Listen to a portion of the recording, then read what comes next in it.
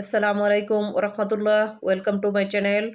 সম্মানিত মুসলিম ভাই বোনেরা, আজ আমি আপনাদের সামনে আলোচনা করব যে কোনো কঠিন বিপদ দূর হওয়ার আমল, সে সম্পর্কে আলোচনা করব। কোনো কঠিন বিপদের সময় এই আমলটুকু করলে আল্লাহর দরবারে নিশ্চয়ই আল্লাহ তাআলা সেই বিপদ উদ্ধার করে দেবেন ইনশাআল্লাহ। আমলটুকু হলো কোরআনের একটি আয়াত। বিসমিল্লাহির রহমানির রহিম। হাসবুনাল্লাহু ওয়া নি'মাল ওয়াকিল। সূরা সূরা আল ইমরানের 173 নম্বর আয়াত।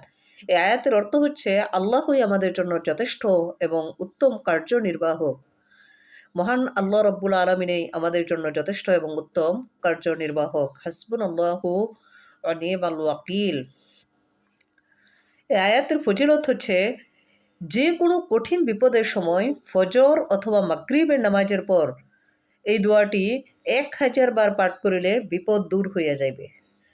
ফজরের নামাজের পর অথবা মাগরিবের নামাজের পর, আপনারা ইচ্ছা করলে ফজরের নামাজের পরও করতে পারেন এবং ইচ্ছা করলে মাগরিবের নামাজের পরও এই দোয়াটি করতে পারেন। ফজর অথবা মাগরিবের নামাজের পর 1000 বার করিয়া এই দোয়াটি পাঠ করলে বা এই আয়াতটি পাঠ করলে নিশ্চয়ই আল্লাহ তাআলা বিপদ দূর করিয়া দিবেন।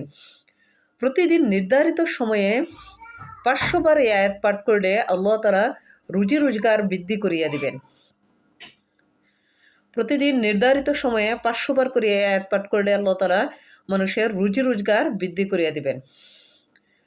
বদরের যুদ্ধের সময় যখন রাসূলুল্লাহ সাল্লাল্লাহু আলাইহি সাল্লামের নিকট সংবাদ আসিল যে কাফিরগণ অনেক সৈন্য লইয়া মুসলমানদের আক্রমণ করার জন্য অগ্রসর হইতেছে, এই খবর শুনিয়া রাসূলুল্লাহ সাল্লাল্লাহু আলাইহি সাল্লাম ও সাহাবাগণ এই উত্তর দিয়াছিলেন।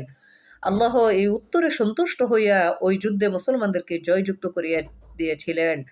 আল্লাহর উপর নির্ভরতা প্রকাশ করার জন্য ইহা অতি উত্তম একটি আয়াত। যে ব্যক্তি আল্লাহর অনুগ্রহের উপর নির্ভর করে তিনি তাহাকে বিপদে সাহায্য করিয়া থাকেন। এই আয়াত দ্বারা আল্লাহ তাআলার অনুগ্রহের উপর আশ্রয় গ্রহণ করা হয় বলিয়া ইহার আমল দ্বারা অসীম ফল লাভ করা যায়। এটুকু আল্লাহর অনুগ্রহের একটি প্রমাণ স্বরূপ। বদরের যুদ্ধের সময় আল্লাহ তাআলা মুসলমানদেরকে জয়লাভ করে দিয়েছিলেন।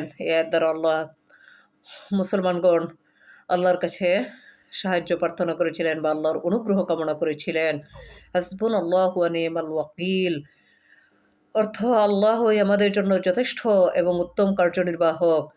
নিশ্চয়ই আমি যে আমলের কথা উল্লেখ করেছি সেভাবে আমল করলে আল্লাহ তাআলা নিশ্চয়ই আপনাদের দোয়া কবুল করিবেন ইনশাআল্লাহ। আসসালামু আলাইকুম ওয়া রাহমাতুল্লাহ।